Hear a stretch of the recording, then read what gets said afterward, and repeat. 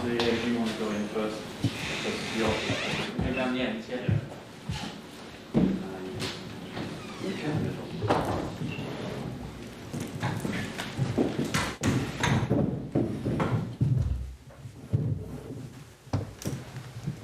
So, Ben, is the one to control?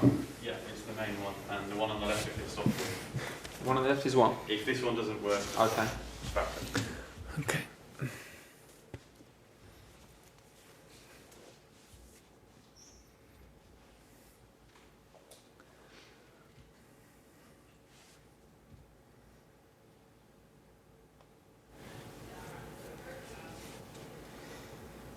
Are we live?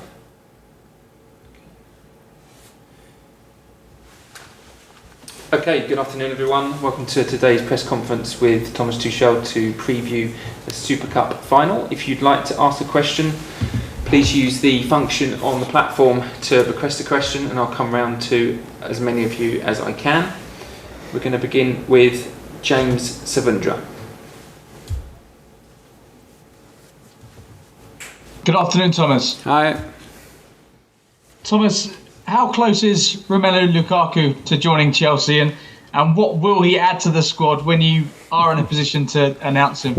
Well, I'm absolutely not in a position to announce anything, and I will maybe refuse to talk about it because we are in a match day -1 press conference before a European final, and it's clearly not the moment for personal discussions of our squad. As you know, I have a lot of trust in the existing squad, and we proved already that we can be a strong side.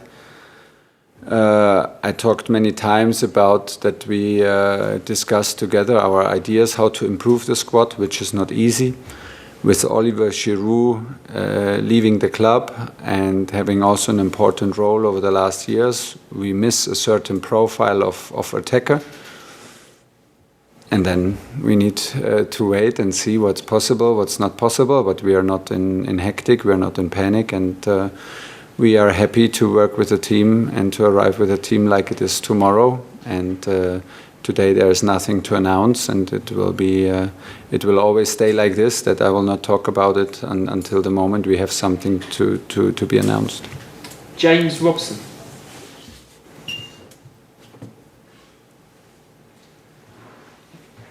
Any other questions, please use the raise hand function. Sam Inkersol.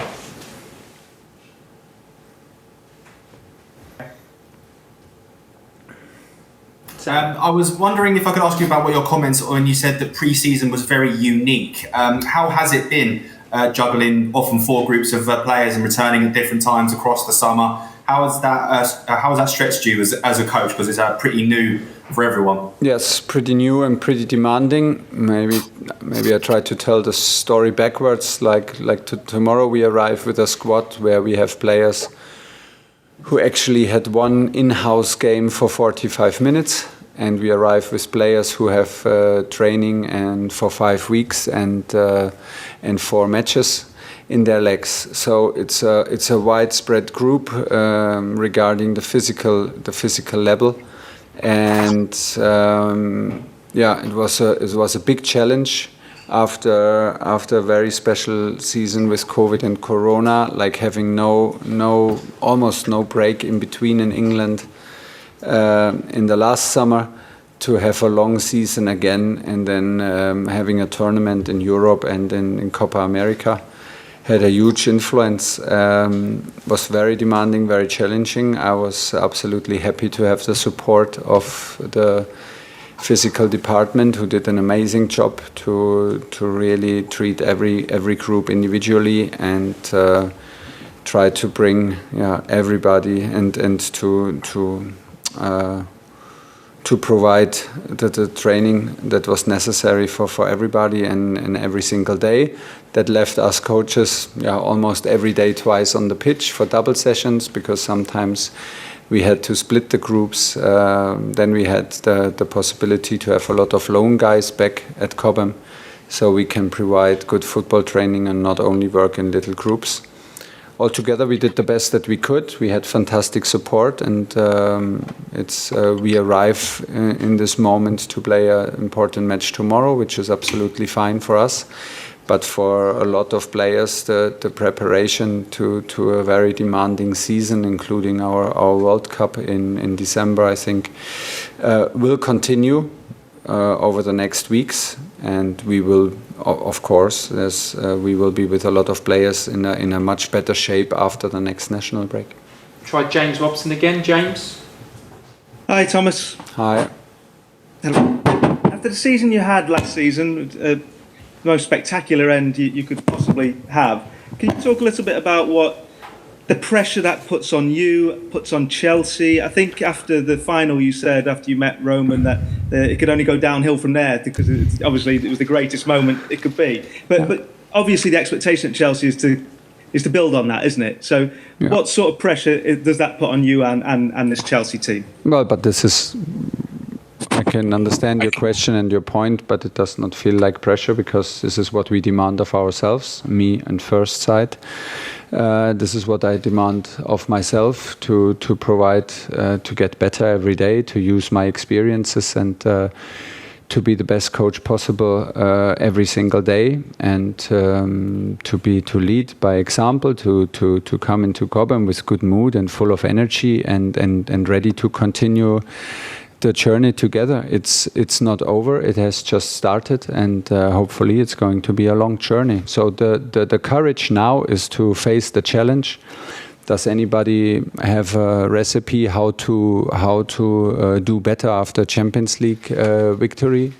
I don't know. I don't have it. It was my personally first Champions League win. So I think the courage is to face the challenges, and to step up and keep on demanding. We have some things in our game to develop and to improve. We have things in our game that were very, very strong over the last half a season, and we have to maintain the level.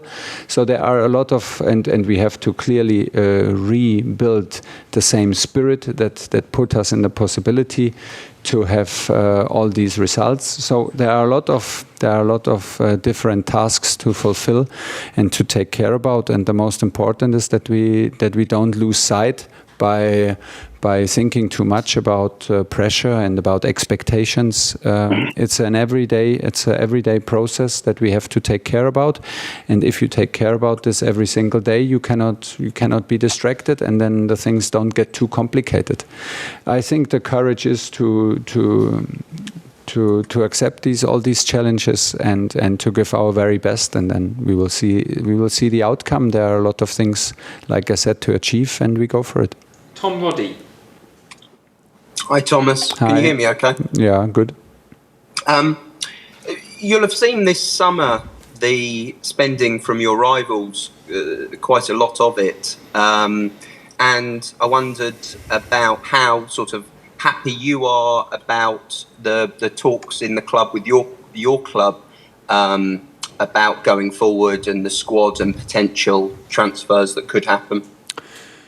First of all, I will maybe give you insight into the general topics of these talks. There was also always that I'm very happy with the potential and the actual performance of the group, and with the group itself, because it played during all the half a year with a fantastic spirit and showed a great mentality. So I always said I am happy if I have the same group again, and we start the next season with the same group. I am a happy coach.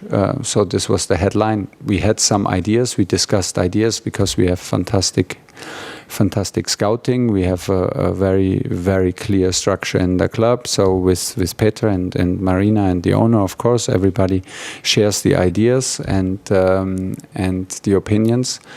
And then it's very calm. We always try to improve the squad, but at the same time from outside. But at the same time, we believe in development. We believe in development of our players. We have a lot of young players up front. For example, Hakim Ziyech, Kai Havertz, Timo Werner, who now play their second season in England, and I'm very, very I'm very, very sure that it gives them this experience of last season, gives them a huge boost. So there's nothing to worry about, and of course other clubs signed heavily this summer, which is their right, and is good for the league, and is a huge challenge to compete with them. But in the end, football is a team sport, and we have a strong squad in which we believe, and which we will keep on pushing, and let's see what's going to happen. It is the challenge to create the same spirit. And we are in discussions with the board, but no hectic, no stress, and from there on we go. Tony Banks. Hi, Thomas. Can you hear me? Yeah. I take on board what you said, but I wonder, does it lift your players when they see new players arrive in the squad? Does it give your squad a boost when they see new people arrive that are top class players? Then they know that they're going to add to the squad. Is that good for the psychology of your squad?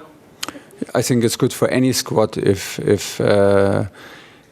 players with a certain quality and attitude arrive. But at the same time, you need to be aware that I think not everybody is happy. If, for example, I am a defender and a big player arrives on my position, I'm maybe not fully convinced about this arrival, or not only happy about it. And I think that this can be pretty human. So we have to take care about this. And it's not only about collecting players and collecting talent.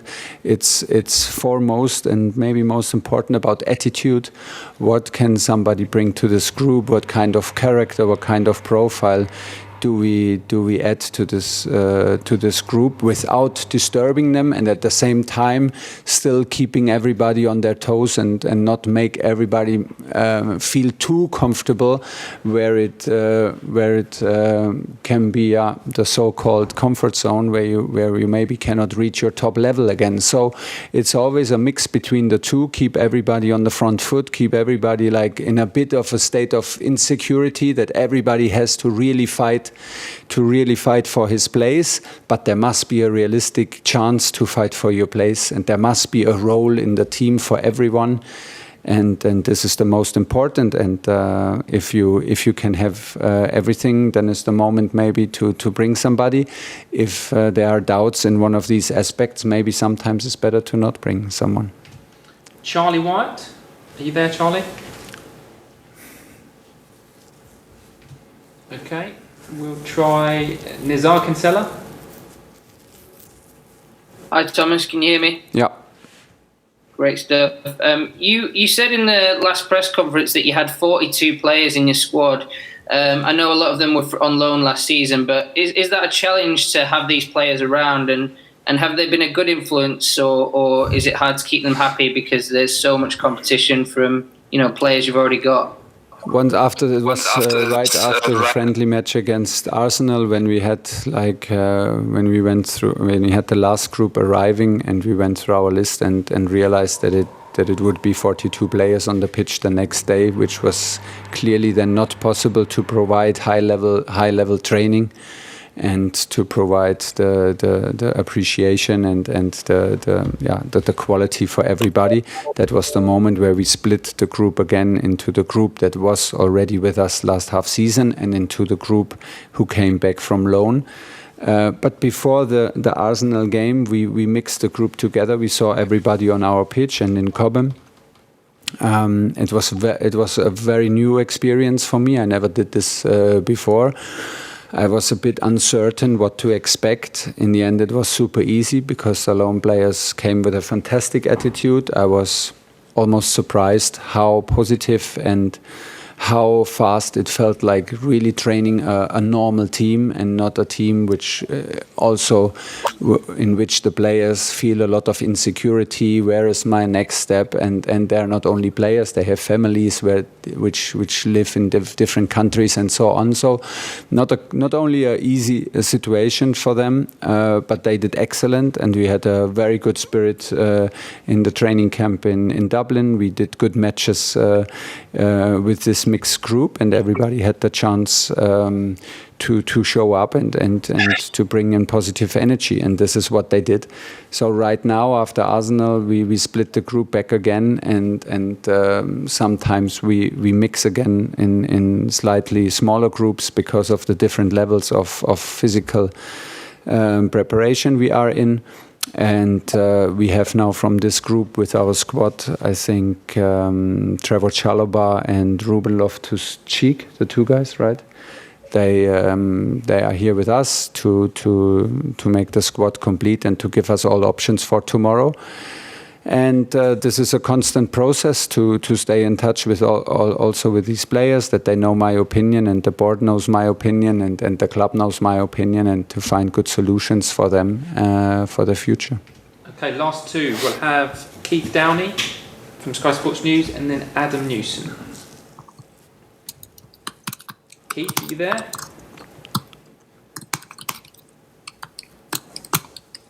Okay, Adam, are you there?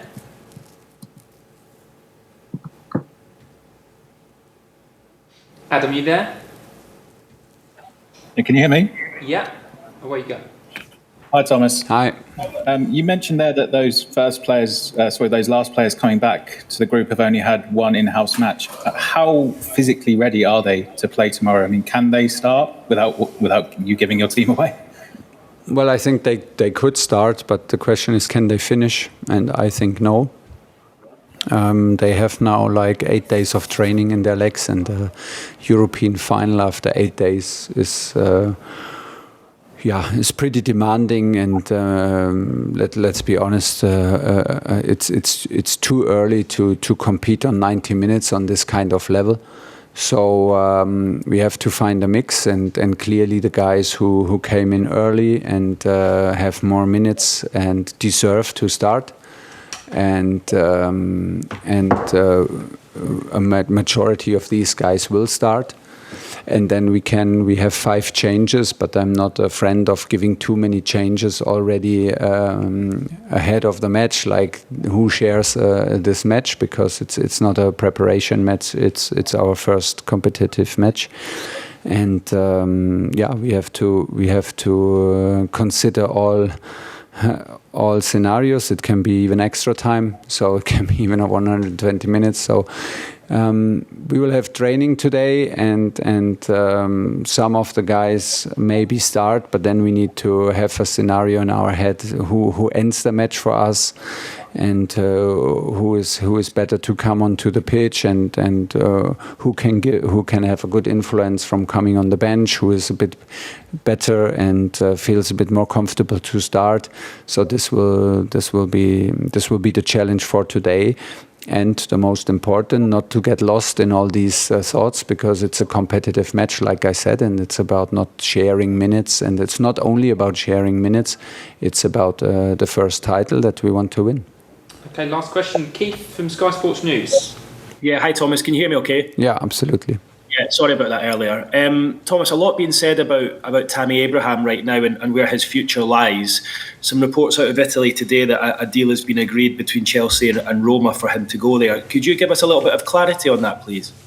Unfortunately not, because the same like with players coming in, I will not comment on the actual situations, how far this is and if it's true or not true. Tammy is right now in the squad. He did some good preparation matches. He was clearly not happy with the last half a year, and maybe he has reason also not to be happy, and maybe it was also my fault not to push him, not to trust him on the same level I trusted maybe other players. I can absolutely understand that he wants more minutes. So the decision will be, how do we plan? What are Tammy's plans? Does he fight his way back into the team from the position where he ended last season, or does he want to change the club for having a better chance to be a regular starter, which I can absolutely understand. And this is the situation with him. It's quite a normal situation in preparation until the transfer window is closed, and Tammy is one of these players where we constantly evaluate the situation and adapt to the needs. But for tomorrow, there are no news now. He is available. He's in training today and available for the starting 11 and to come off the bench. Okay, we'll leave it there. Thanks everyone.